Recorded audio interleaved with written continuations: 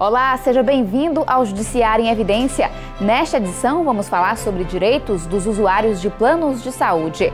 Veja também, Tribunal de Justiça do Ceará realiza cerimônia de posse dos desembargadores José Tarcílio Souza da Silva e Tereze Neumann Duarte Chaves. E Fórum Nacional recebe coordenadores das ações do Poder Judiciário na Copa.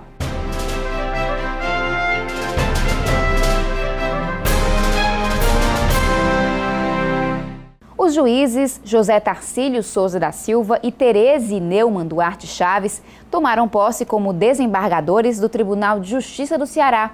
A cerimônia ocorreu no dia 29 de maio. A solenidade foi conduzida pelo vice-presidente do Tribunal de Justiça do Ceará, desembargador Francisco Lincoln Araújo e Silva, no exercício da presidência. Autoridades, familiares e amigos dos novos integrantes do TJCE estiveram presentes. O desembargador Mário Parente Teófilo Neto deu as boas-vindas aos magistrados, representando o tribunal. Os novos desembargadores foram eleitos no dia 9 de maio. José Tarcílio Souza da Silva, que era titular da Vara da Justiça Militar da capital, concorreu ao cargo pelo critério de merecimento, com outros 20 juízes. Ele assumiu a vaga deixada com a aposentadoria do desembargador Francisco Auricélio Pontes, ocorrida em janeiro deste ano. Tereze Neumann Duarte Chaves atuava como titular da primeira Vara de Recuperação de Empresas e Falências de Fortaleza. Ascendeu ao cargo por aclamação, pelo critério de antiguidade, na vaga surgida com a aposentadoria do desembargador Francisco José Martins Câmara, em fevereiro. Para os novos integrantes do tribunal, a ascensão ao cargo representa um reconhecimento da dedicação à magistratura. É um prêmio na carreira do magistrado, né?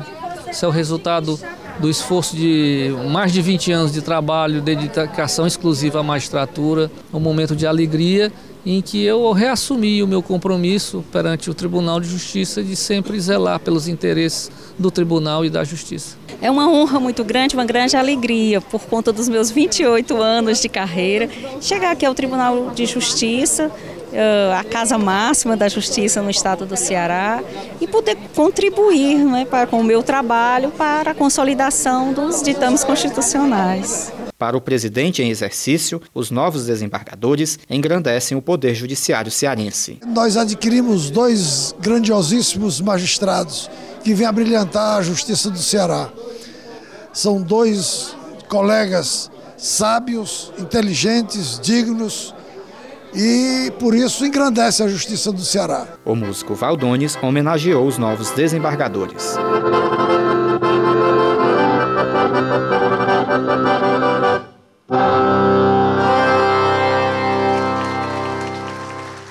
O Fórum Nacional de Coordenação das Ações do Poder Judiciário na Copa do Mundo realizou a última reunião antes dos Jogos. O evento aconteceu no plenário do Conselho Nacional de Justiça, em Brasília. O Fórum reuniu responsáveis por implementar ações do Judiciário nos estados que vão receber jogos da Copa. O evento começa no dia 12 de junho. Eu converso com o desembargador Mário Parente Teófilo Neto, que é coordenador do Juizado do Torcedor e de grandes eventos da Justiça do Ceará. Desembargador, que orientações foram repassadas? O CNJ, já pela segunda vez que faz essa reunião com os coordenadores dos estados onde irão ocorrer os Jogos da Copa do Mundo, e pede para que haja o cumprimento de um protocolo que foi realizado entre a FIFA e o Conselho Nacional de Justiça. Vale dizer que o Estado do Ceará, o Poder Judiciário Local, vem cumprindo com esse protocolo, e nós colocamos para o Conselho Nacional de Justiça todas as providências que já foram tomadas e que ainda estão sendo encaminhadas, tendo em vista exatamente o pleno êxito do Poder Judiciário na Copa de 2014. E como o Judiciário cearense está se preparando para atender às demandas nos dias de jogos? A nossa preparação, ela acontece fundamentalmente em 3 campos de ações. Primeiramente, teremos o funcionamento do Poder Judiciário dentro da Arena Castelão, e também teremos a prestação jurisdicional descentralizando o plantão criminal. Funcionarão 4 unidades do Poder Judiciário no entorno do Castelão e também próximo ao evento FanFest, FIFA FanFest, para que possamos atender a eventuais ocorrências que exijam a prestação jurisdicional.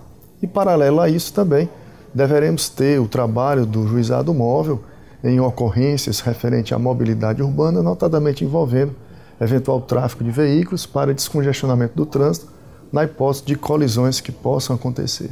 Com o juizado do aeroporto funcionando 24 horas. Em função do fluxo de pessoas ser muito intenso no aeroporto, nesse período, o início já começou, inclusive começou no dia 5 de junho, para que possamos atender eventuais ocorrências e também deverá se estender após o término da Copa do Mundo, até uma semana após o término dos Jogos, haja vista que imaginamos que o fluxo turístico na nossa cidade não se restringirá apenas em função do momento em que aconteceram os Jogos, mas poderá se estender também. E o propósito do Poder Judiciário é poder atender da melhor maneira possível a eventuais reclames que sejam canalizados para o Poder Judiciário, pedindo exatamente a prestação jurisdicional que se mostre mais eficaz e mais célere ao usuário. Desembargador, muito obrigada pela entrevista. Eu que agradeço e nos colocamos sempre à disposição para qualquer esclarecimento. A seguir, desembargador Francisco Gleidson Pontes fala sobre a atuação judicial para garantir o direito dos usuários de planos de saúde.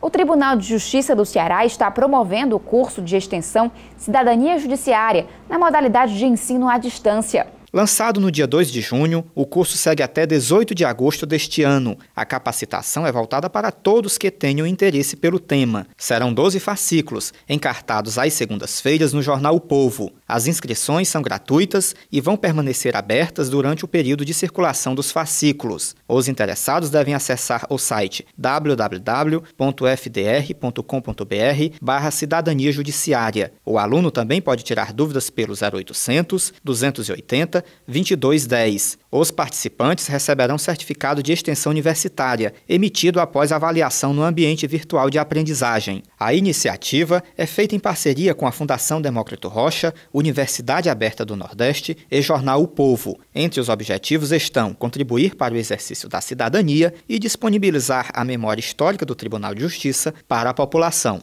Responsáveis por grande parte dos processos que correm na Justiça, os planos de saúde continuam entre os serviços que mais deixam os usuários insatisfeitos. A atuação judicial visa garantir o direito desses usuários e o cumprimento das disposições legais referentes aos serviços de saúde privados. Para falar sobre o assunto, eu recebo o desembargador Francisco Gleidson Pontes, integrante da 3ª Câmara Cível do Tribunal de Justiça do Ceará. Seja bem-vindo. Muito obrigado. Desembargador, os usuários de planos de saúde têm reclamado da queda na qualidade dos serviços prestados. Quais são as principais ações que chegam ao Judiciário? Relativamente às discussões das cláusulas que envolvem os contratos, sobre atendimento, negativa de prestação de serviços, prazos de carência, doenças pré-existentes, enfim, de toda a ordem nós temos hoje discussões na Justiça sobre os planos de saúde. Quais tipos de provas devem ser apresentadas à Justiça para comprovar a má qualidade do serviço? Sabe-se que o contrato, nessa espécie de relacionamento, é o instrumento principal que vai reger as relações entre os planos de saúde e seus beneficiários. Mas qualquer tipo de prova que o beneficiário possa utilizar para demonstrar que não fora prestado o serviço que ele pretendia. Gravações em salas de atendimento. Geralmente os hospitais hoje têm em suas recepções gravações diárias sobre os atendimentos que são prestados ao público, senhas não correspondidas nos atendimentos e até a prova testemunhal. Desembargador, quais casos são julgados pelas varas cíveis e quais pelo juizado especial? Na verdade, todas as causas que envolvem o plano de saúde pode ser julgado em um ou no outro juízo. O que varia é em relação ao valor de alçada.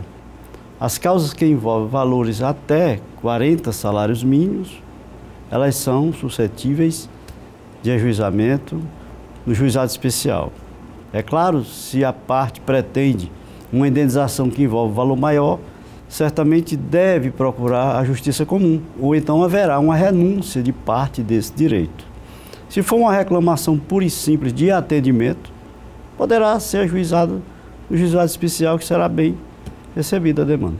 O plano de saúde pode negar atendimento de urgência e emergência, alegando descumprimento do prazo de carência?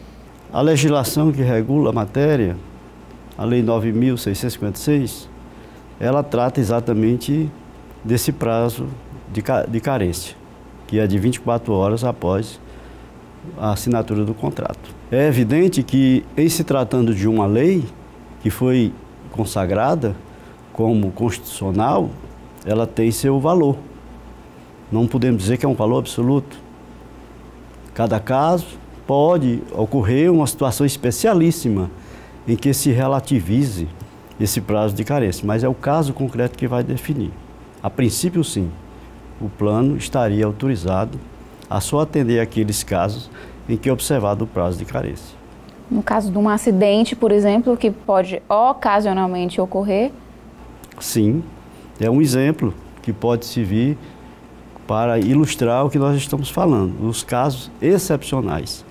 A doença, ela não diz quando vai acontecer.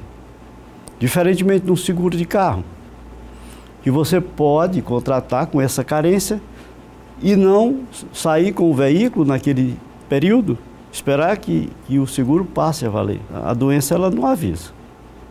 É um caso especialíssimo. E o convênio pode se negar a fornecer algum tipo de item necessário ao tratamento, como uma prótese ou medicamento, por exemplo? Não. O plano de saúde, ele pode eleger as doenças que ele cobre. Isso sim. Mas, uma vez detectada a doença, a forma de tratamento, quem vai definir é o médico que acompanha o paciente.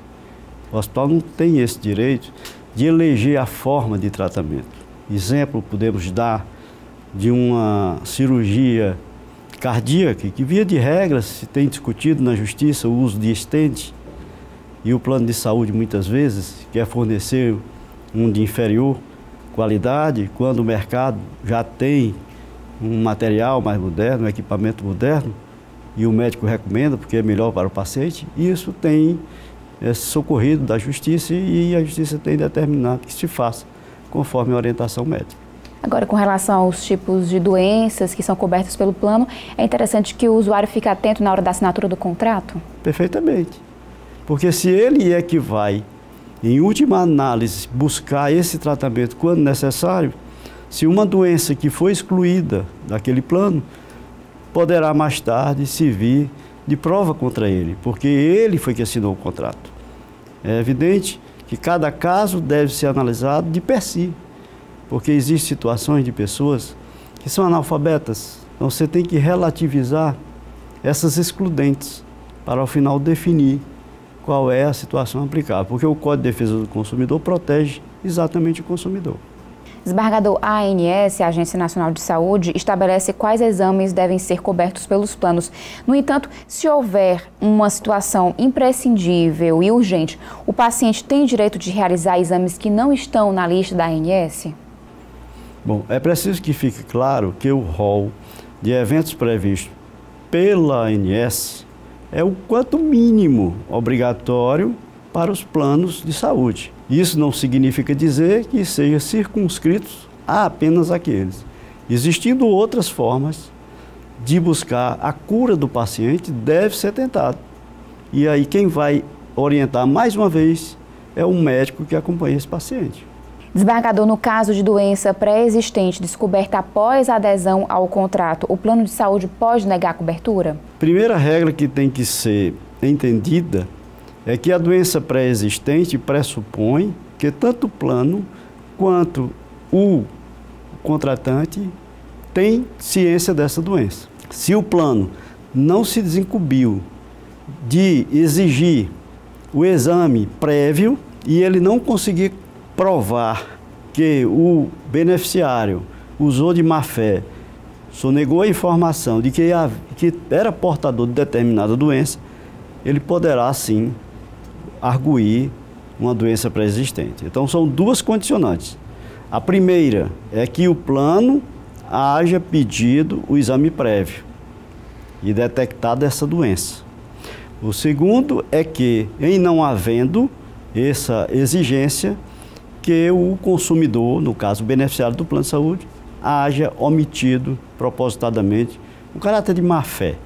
Se de repente uma pessoa descobre que tem, por exemplo, um tumor e fez um plano de saúde, mas, no entanto, quando procurou atendimento, o plano disse que não tinha ainda chegado no prazo da carência, pode recorrer à justiça para conseguir esse tratamento? Com certeza. Aliás, nem precisaria, né? Por uma questão da boa-fé contratual que deve imperar entre os contratantes, como lhe disse antes, se não houver essas duas situações bem definidas, o plano não poderia negar, deveria atender. O convênio é obrigado a comunicar previamente o descredenciamento de hospitais e substituí-lo por outros de nível equivalente. Mas o que acontece se o paciente estiver em tratamento na ocasião do descredenciamento?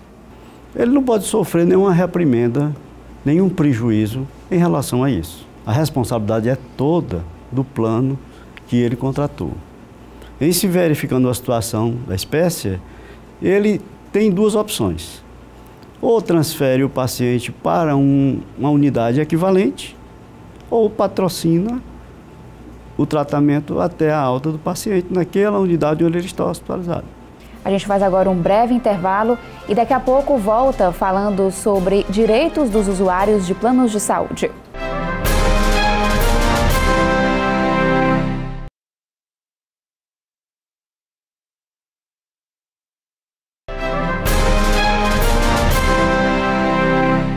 O Judiciário em Evidência está de volta. Estamos falando sobre a atuação do Judiciário na promoção dos direitos de usuários de planos de saúde. O convidado é o desembargador Francisco Gleidson Pontes, integrante da Terceira Câmara Cível do TJCE. Desembargador, as operadoras de planos de saúde reclamam dos altos gastos com o pagamento de sentenças judiciais. O que o senhor tem a dizer sobre a judicialização da saúde? É lamentável que aconteça isso. O plano de saúde era para cumprir sua parte naquilo que foi contratado. A partir do momento que a iniciativa privada aceitou as regras e participar do sistema de proteção à saúde, ela sabe dos riscos que está a correr. Não é de se imaginar que a contratação do plano de saúde vá transcorrer por todo o seu curso sem que o usuário faça uso desse serviço. Então, há de se imaginar que há um dispêndio por conta do plano de saúde para atender essas demandas. Há também as previsões nas leis que regem esse tipo de contrato, além do Código de Defesa do Consumidor. E legislação esparsa. O Código Civil também trata da boa-fé objetiva dos contratos. Então, era interessante que antes da judicialização houvesse um fórum em que as partes pudessem discutir e chegar a um denominador comum de atendimento àquela pretensão do usuário, sem necessitar da judicialização. Uma conciliação? Uma conciliação. Seria o caminho. Poderia se criar um fórum competente para isso, envolvendo aí as unidades de plano de saúde, as cooperativas, as associações, associação de usuários, Ministério Público, o próprio Judiciário participar. A Justiça tem se mostrado célere na resolução de questões envolvendo o atendimento à saúde? Com certeza, tem sido breve, proativa, não só na concessão de liminares e antecipações de tutela, mas também no julgamento das ações na parte meritória. E os mutirões realizados pela Justiça têm contribuído para a celeridade dos processos? Acredito que sim, porque é sempre, nos mutirões, se dá exatamente essa conciliação que você falou. É a mediação, é a aproximação dos interesses conflitantes na busca de uma solução negociada. Então eu acredito que o mutirão tem assim um efeito proativo eficiente. A Justiça proíbe a fidelização e a cobrança por rescisão do plano de saúde? A resolução da ANS, salvo engano, a 195, ela prevê que a duração desses planos é em torno de 12 meses, com possibilidade de notificação de 60 dias para o rompimento. A princípio, essa regra, ela parece protetiva dos planos de saúde. Mas a gente tem que entender que há também um dispêndio para a consecução desses contratos. Não seria razoável admitir que imotivadamente o associado, o beneficiário, o contratante desses planos, pudesse, a qualquer momento, rompê-lo sem uma motivação plausível, porque a resolução prevê o distrato imotivado. Isso vale também para fins da chamada mutabilidade desses planos. Você está em um plano, quer transferir para outro, há uma obediência desse interregno para que se ocorra. É possível migrar de um plano de saúde para outro sem que o novo plano imponha um período de carência? Sim, é possível. Há também, nas resoluções da ANS, regras que tratam dessa portabilidade.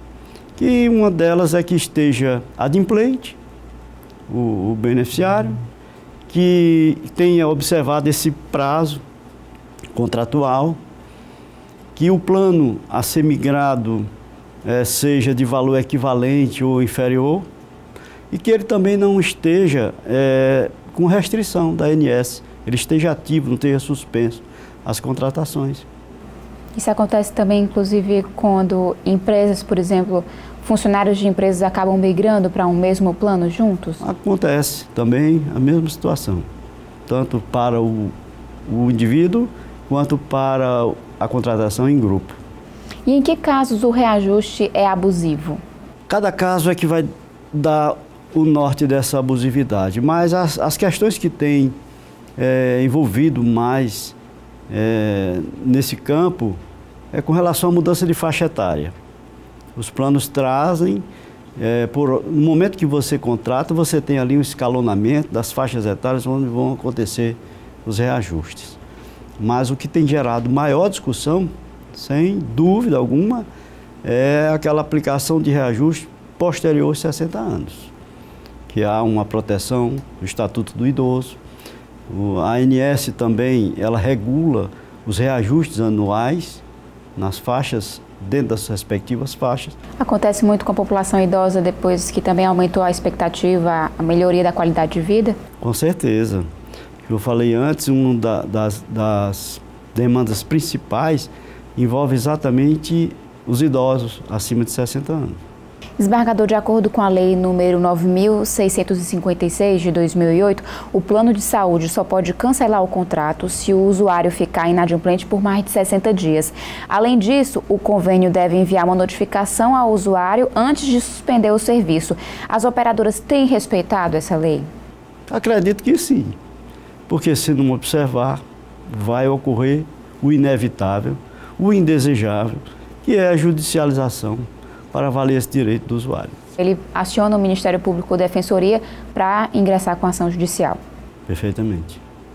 Então essas as instituições que têm mais demandado hoje no nosso judiciário cearense, nas ações tanto coletivas como individuais, a Defensoria Pública e o Ministério Público, tanto no primeiro grau quanto no segundo grau.